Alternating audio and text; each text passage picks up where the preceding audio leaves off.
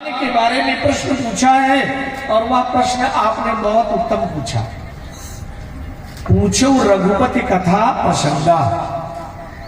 आपका प्रश्न कैसे है? सकल लोक जग पावनी गंगा, जैसे भगवती भागीरथी गंगा बहती हुई संपूर्ण जगत को पवित्र करते हुए निकल रही हैं, ऐसे आपने अपने लिए नहीं, आपने जगत के कल्याण के लिए प्रश्न किया है। इसलिए हे पार्वती, तुम धन्य हो, तुम धन्य हो, तुम धन्य हो। बात समझ में आई? जब कोई अपने स्वार्थ की बात ना करके परमार्थ की बात करे तो समझना चाहिए कि ये व्यक्ति, ये भगवान का विशेष पात्र है, ये धन्यवाद का पात्र है।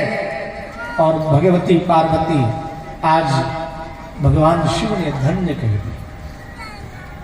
तुम रघुवीर चरण अनुरागी। पार्वती, मुझे पता लग गया कि पूर्व जन्म में तुम्हारी राम के चरणों में प्रीति नहीं थी, लेकिन अब तुम्हारा प्रेम हो गया। बात समझ में आ रही? पूर्व जन्म माने जब सती के रूप में थी। तुम रघुवीर चरण अनुरागी, कीन्हो प्रश्न मूढ़ अति लागी। तू तो एकदम नासमझ बन करके अब प्रश्न कर रही है। क्या बात है, धन्य धन्य गिरिराज कुमारी। लेकिन एक बात बताऊं, तूने ये जो बात की है ये बहुत गलत की है। क्या? कि यदि भगवान राम ब्रह्म है तो नृप तनय कैसे हुए, राजा के बेटे कैसे हुए? ये जो तुमने प्रश्न किया है ये तो वे लोग करते हैं अज्ञ, अकोविद, अंध, अभागी। बात समझ में आई? अच्छे लोग किसी को गाली भी देते हैं तो कैसे गाली देते हैं?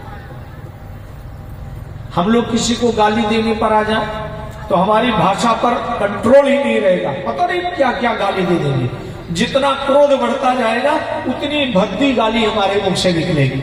लेकिन भगवान शंकर गाली दे रहे हैं अज्ञ, तुम्हें कोई ज्ञान नहीं, अकोविद, तूने कुछ भी नहीं समझा, अंध, अभागी, काई, मुकुर। क्या बात? कहा क्यों?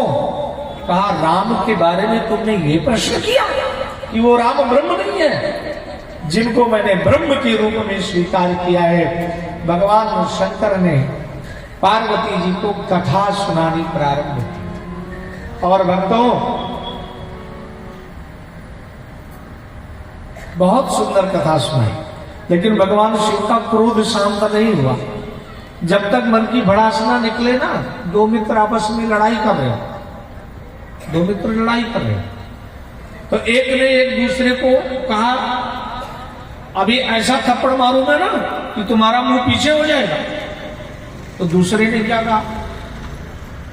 दूसरे ने कहा ऐसा थप्पड़ मारूंगा कि तुम्हारे 32 दांत झड़ जाएंगे। तो पहले वाले ने मालूम क्या कहा?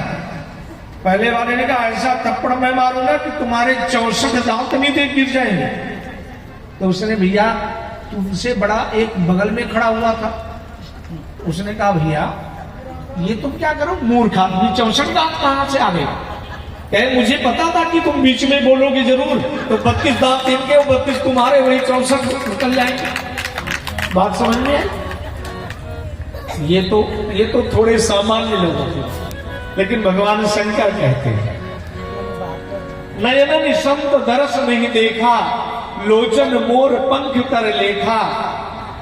बहुत डांटते डांटते कहने लगे पार्वती, अरे उनके नेत्र तो मोर के पंख के समान हैं, जिन्होंने अपने नेत्रों से भगवान के चरणारविंद का अवलोकन नहीं किया। क्या बात है?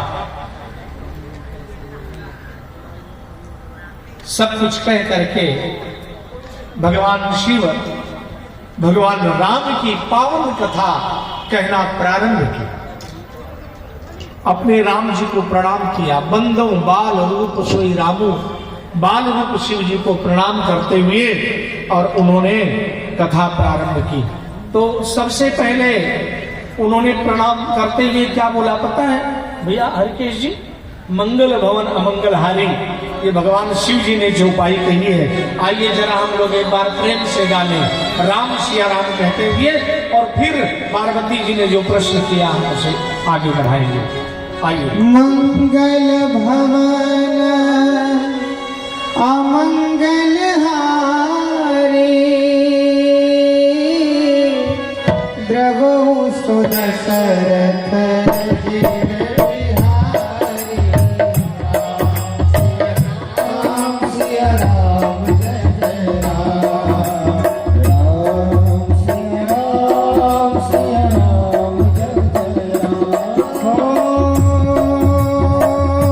मंगल भवन अमंगल हारी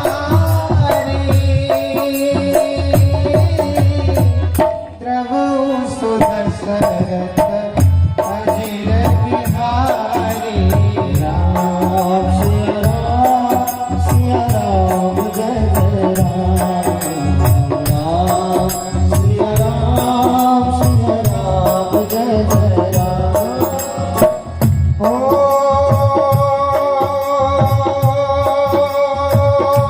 मंगल भवन अमंगल हारी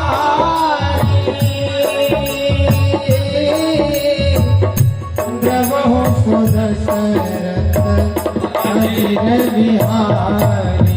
राम सिया राम जय जय